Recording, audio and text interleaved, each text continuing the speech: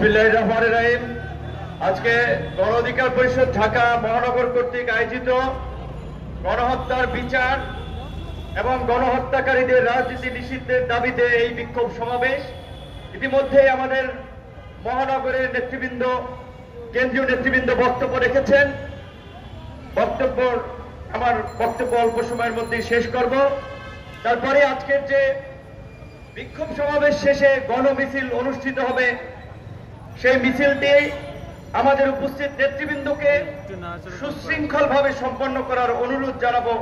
যেভাবে বলা হয়েছে, প্রথমে কেন্দ্রীয় নেতৃবৃন্দ, পরে মহানগরের নেতৃবৃন্দ, পরবর্তীতে বিভিন্ন ইউনিটের নেতৃবৃন্দ।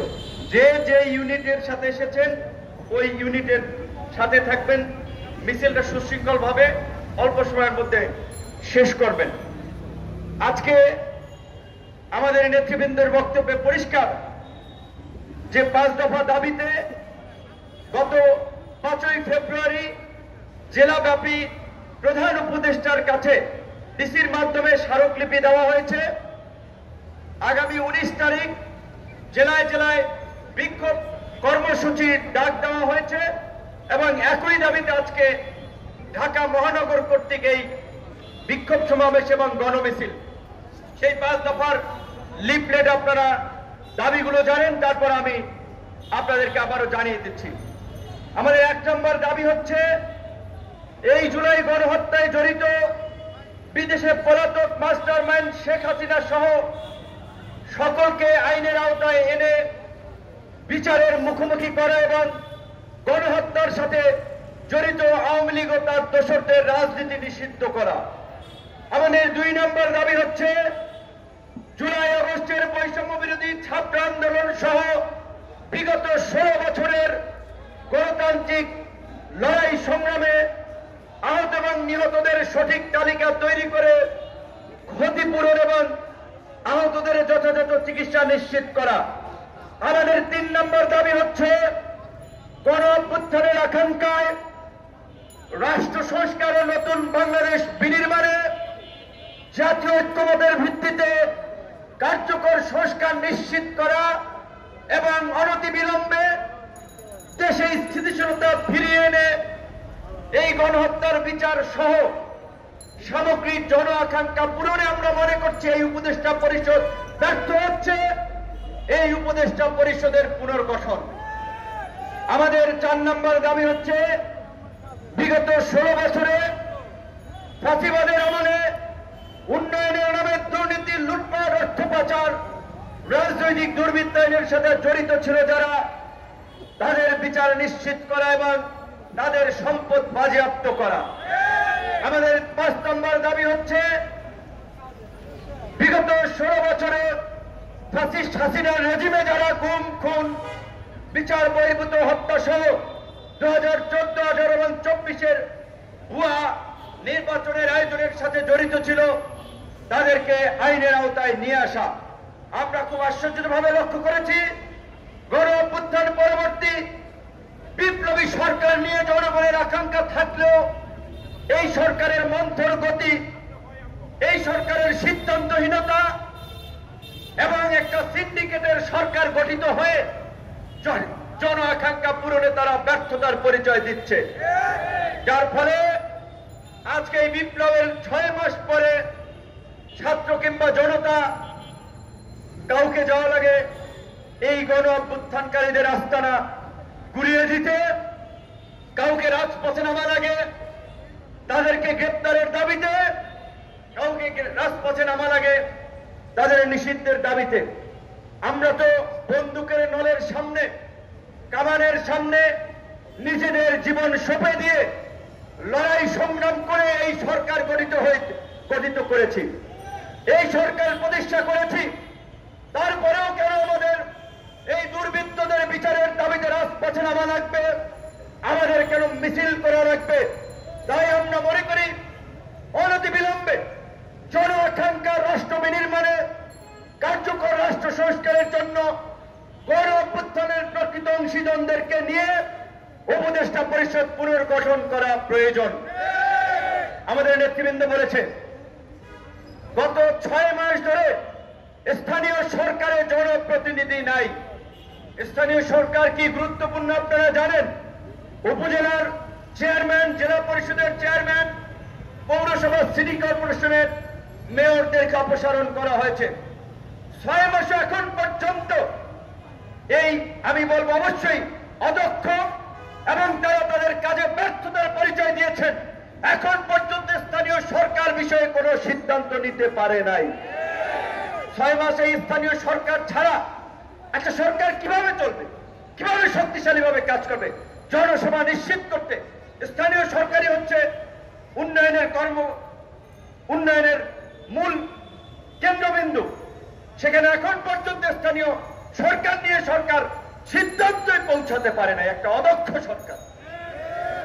তাহলে এই সরকার, স্থানীয় এই পৌরসভা, সিটি কর্পোরেশন চলবে কিভাবে? জনগণ সেবা পেতে ভোগান্তি হচ্ছে। আমরা দেখতে পাচ্ছি কোথাও আমলা, কোথাও বিশেষ ব্যক্তি বিবেচনায় বিভিন্ন জায়গায় নিয়োগ দেওয়া হচ্ছে। শুনতেছি উপজেলা পৌরসভায় প্রত্যেক জায়গায় নাকি এরকম বিশিষ্ট ব্যক্তি ক্রাইটেরিয়ায় নিয়োগ দেওয়া হবে। বিশিষ্ট ব্যক্তি ক্রাইটেরিয়ায় নিয়োগটা যে দেবেন, বিশিষ্ট ব্যক্তিটা সিলেক্ট করবে কে? কোন অথরিটি? এই সমস্ত ভাওতাবাজি চলবে না। পরিষ্কার ভাবে আমরা বলছি, আগামী 2-3 মাসের মধ্যে স্থানীয় নির্বাচন দিয়ে দেন। এবং এই যে জেলা পরিষদ, উপজেলা পরিষদের চেয়ারম্যানদেরকে সরানো হয়েছে, পৌরসভা, সিটি কর্পোরেশনের মেয়রদেরকে সরানো হয়েছে, অথচ ইউনিয়ন পরিষদের চেয়ারম্যানদেরকে আবার রেখে দিয়েছেন। এখন আবার এই যে আমাদের গণ অভ্যুত্থানের আমরা যারা অংশীজন, যারা চেতনার কথা বলি, বিপ্লবী দাবি করি, তারা অনেকে কিন্তু দল ভারী করতে এই সমস্ত চেয়ারম্যান, মেয়র তাদেরকে কিন্তু শেল্টার দিচ্ছে। এই অপারেশন টেবিল হান্ট কিংবা এই যে বিভিন্ন ভাবে যারা গ্রেপ্তার হচ্ছে, খোঁজ দিয়ে দেখেন থানায় কারা ছাড়াতে যাচ্ছে। এমনকি এদের মামলাগুলো জামিনের জন্য কোর্টে কারা দাঁড়াচ্ছে। আন্দোলন সংগ্রাম করেছি, জীবন দিয়ে রক্ত ঝরিয়েছি, জেল খেটেছি। বিপ্লবের পরে নানান সুবিধাবাদী, সুবিধাভোগী বিপ্লবী তৈরি হয়েছে। কেউ কোর্টে ব্যবসা করছে, কেউ থানায় ব্যবসা করছে, কেউ ইউনো অফিসে ব্যবসা করছে, কেউ ডিসি অফিসে ব্যবসা করছে। এই বিপ্লবের নামের নব্য ব্যবসায়ীদেরকে আপনাদেরকে রুখে দিতে হবে। এই দেশের একমাত্র রাজনৈতিক দল গণ অধিকার পরিষদ, যারা কোন সরকারি সুবিধা, গোয়েন্দা সংস্থার প্রেসক্রিপশন, বিদেশি মিশনের পরামর্শে তৈরি হয় নাই। জনগণের চাহিদা অনুযায়ী, জনগণের আকাঙ্ক্ষা অনুযায়ী রাজপথে ধারাবাহিকভাবে গত 7-8 বছরের আন্দোলন সংগ্রামে মধ্য দিয়ে এই গণ অধিকার পরিষদ গড়ে উঠেছে। কাজে আমরা মনে করি আজকে জন আকাঙ্ক্ষা পূরণে এই ভাওতাবাজি এবং ভণ্ডামির রাজনীতির মুখোশ উন্মোচন করার জন্য এবং ফ্যাসিবাদী শক্তি নির্মূল না হওয়া পর্যন্ত গণ অধিকার পরিষদকেই রাজপথে সোচ্চার ভূমিকা পালন করতে হবে। তাই আগামী 19 তারিখের জেলাব্যাপী কর্মসূচিতে লিফলেট এবং গণসংযোগের মাধ্যমে দেশবাসীকে কানেক্ট করে পরবর্তীতেও নিষিদ্ধের জন্য প্রয়োজনে আমরা টানা অবস্থান কর্মসূচি ঢাকায় পালন করব। কিন্তু আমাদের পরিষ্কার কথা, আওয়ামী লীগ নিষিদ্ধের প্রশ্নে গণ অধিকার পরিষদ আপোষ করবে না। প্রয়োজনে যারা আপোষ করবে আমরা তাদের বিরুদ্ধে দাঁড়াবো। ভোটের রাজনীতির জন্য আপোষ করবেন, ব্যবসা বাণিজ্য ধান্দাবাজির জন্য আপোষ করবেন। এই আপোষ যারা করছে, গণমাধ্যমের ভাই বন্ধুদেরকে বলবো আপনারা এইগুলা নিয়ে একটু খবর প্রকাশ করেন। আওয়ামী লীগের নেতারা বিভিন্ন ব্যাংকের পরিচালক ছিলেন, চেয়ারম্যান ছিলেন, বিভিন্ন আর্থিক প্রতিষ্ঠানের দায়িত্ব ছিলেন। এই গণ অভ্যুত্থানের পরেও পাল্টবিয়াতে থেকে চেকের মাধ্যমে বিভিন্ন ব্যক্তিকে ব্যবহার করে হাজার হাজার কোটি টাকা উঠিয়ে নিয়ে গেছে। আপনারা জানেন, এই খবরটা আম জনতা আমরা রাখি না। টাকা তারা উঠিয়ে নিয়ে গেছেন, অন্যদেরকে কমিশন দিয়েছেন। এই কমিশন বিভিন্ন স্তরে ভাগ বাটোয়ারা হয়েছে। কাজেই আওয়ামী লীগকে নিষিদ্ধের নামে কোন আইনমূলক পদক্ষেপে আমাদের সমর্থন দেওয়া যাবে না। আমাদের অবস্থান হচ্ছে আওয়ামী লীগ নিষিদ্ধ না হওয়া পর্যন্ত গণ অধিকার পরিষদ সারা দেশে আন্দোলনের পাশাপাশি রাজপথের কর্মসূচিতে থাকবে।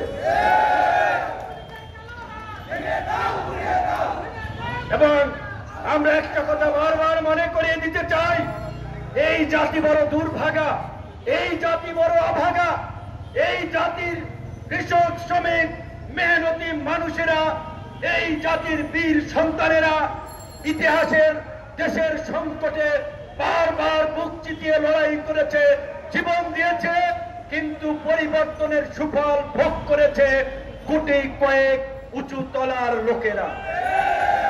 এই বিপ্লবের পরেও তাই হতে যাচ্ছে। এই যে 24 জনের উপদেষ্টা পরিষদ, এমন উপদেষ্টা আছে যাদেরকে গত 16 বছরে অন্তত 50টা প্রোগ্রামে দাওয়াত দিয়েছিলাম, আসেন আপনারা একটু কথা বলেন, জাতিবাদের বিরুদ্ধে আওয়াজ তুলেন, মানুষ সাহসী হবে। তারা কিন্তু সিস্টেম করে চলেছে, একটা কর্মসূচিতেও আসে নাই। এমনকি তাদের মধ্যে অনেকে আওয়ামী লীগের ব্যবসায়ী থেকে শুরু করে প্রশাসনে থাকা এই ফাঁসিবাদের দোষরদেরকে শেল্টার দিচ্ছে। তাই আমরা বলছি এই উপদেষ্টা পরিষদ অবশ্যই পুনর্গঠন করতে হবে। নির্বাচন নিয়ে এত অস্থিরতার কিছু নাই বন্ধুগণ। নির্বাচন করবেন, প্রস্তুতি নেন, মাঠে থাকেন, সংগঠন করেন, কিন্তু পৃথিবীর ইতিহাসে স্বাভাবিকভাবেই এরকমের গণ অভ্যুত্থান, গণ বিপ্লবের পরে পরাজিত শক্তির অস্তিত্ব বিপ্লবীরা রাখে না। যদি আপনি রাখেন, এরাই আপনার জন্য ভবিষ্যতে কাটা হয়ে দাঁড়াবে, যন্ত্রণায় ভোগাবে। কাজেই আওয়ামী লীগ নিষিদ্ধের জন্য অন্যান্য রাজনৈতিক দলকে আমরা অনুরোধ করব, আওয়াজ তুলেন। নির্বাচন নিয়ে যত আওয়াজ দেখি, আওয়ামী লীগের বিরুদ্ধে তত আওয়াজ দেখি না। এবং নির্বাচনের আগে অবশ্যই কাঙ্ক্ষিত সংস্কার করতে হবে। শুধুমাত্র একটা নির্বাচনের জন্য, কাউকে ক্ষমতায় বসানোর জন্য, কাউকে এমপি মন্ত্রী কাউন্সিলর মেয়র বানানোর জন্য, কারো অবৈধভাবে টাকা পয়সার মালিক হওয়ার জন্য এই দেশের সাধারণ মানুষ বন্দুকের নলের সামনে দাঁড়াইয়া যুদ্ধ করে নাই, জীবন দেয় নাই। সংস্কার করতে হবে। অবশ্যই সেই সংস্কার হবে জাতীয় ঐক্যমতের ভিত্তিতে। আজকে জাতীয় নির্বাচনের মতো একটা বড় কর্মযজ্ঞ করার জন্য এই প্রশাসন কতটুকু ফিট আমরা জানি না। তার জন্য জাতীয় নির্বাচনের আগে স্থানীয় নির্বাচন দিয়ে আমরা প্রশাসনের ফিটনেস পরীক্ষা করতে পারি। আমরা প্রশাসন এবং নির্বাচন কমিশনের নিরপেক্ষতা যাচাই করতে পারবো। তাই জাতীয় নির্বাচনের আগে স্থানীয় নির্বাচন দেওয়াটা আমি মনে করি এটা একটা ভালো পদক্ষেপ হতে পারে। একই সাথে আমরা সরকারকে আবার অনুরোধ করব, আপনারাই বলেছেন সংস্কার কমিশনগুলোর প্রতিবেদন দেওয়ার পরে জাতীয় ঐক্যমত প্রতিষ্ঠা করে আপনারা সেগুলো বাস্তবায়ন করবেন। সংস্কার কমিশনগুলোর প্রস্তাব ইতিমধ্যেই প্রধান উপদেষ্টার টেবিলে, আগামীকালকে সমস্ত রাজনৈতিক দলকে নিয়ে জাতীয় ঐক্যমতের সংলাপের ডাক দেওয়া হয়েছে। আমি প্রধান উপদেষ্টা সহ সরকারকে বলবো, ওই সংলাপ থেকেই আপনারা এই জন আকাঙ্ক্ষার বাংলাদেশ বিনির্মাণে রাষ্ট্র সংস্কারের জন্য আগামীতে 1 বছর হোক, 6 মাস পরে নির্বাচন হোক, সেই নির্বাচনের পূর্ব পর্যন্ত জাতীয় ঐক্যমতের সরকার প্রতিষ্ঠার ঘোষণা দিন। সেহেতু মিছিল করবে, বক্তব্য লং হয়ে গেছে অনেকেরই, এখন আমরা মিছিলটা শুরু করতে চাই। ধন্যবাদ।